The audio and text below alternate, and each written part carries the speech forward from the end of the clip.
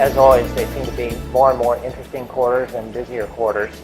They've announced plans are underway and getting approval over in Hilliard on Cemetery Road for a $55 million mixed-use project. That project is going to contain a substantial portion of medical office. We still see some reruns from previous quarter reports, such as buildings that are fully occupied selling for near all-time high prices. Buildings that have a lot of vacancy are selling for all-time low prices. And we're also, as always, seeing the hospital dynamic play out here in Central Ohio, where there's a tremendous amount of capital going into the infrastructure on campus, but also suburban push, especially in now Winchester, Pickering, and Grove City.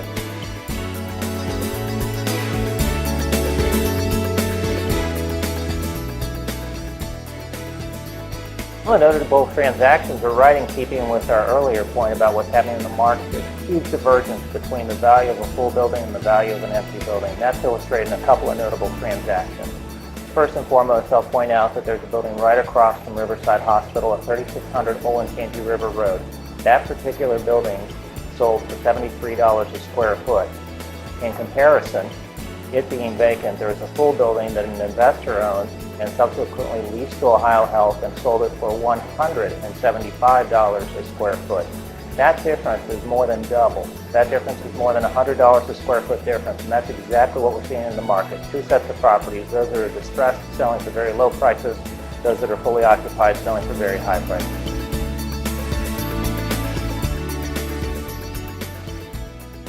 Be active in reviewing your lease, be active in exploring your options. We're in a once-in-a-20-year event, if not longer, in terms of the real estate market. This downturn has been unprecedented. There are buildings that were originally selling for $175 a square foot that have sold for $30 a square foot.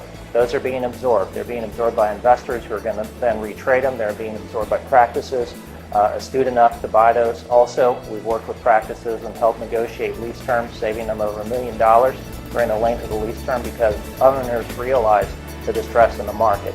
That's not going to be the same way 2-3 years from now. The distressed properties are going to go away.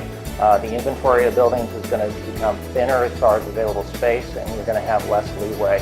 If you have a fully occupied building, now's a great time to sell that fully occupied building because healthcare is a darling of Wall Street.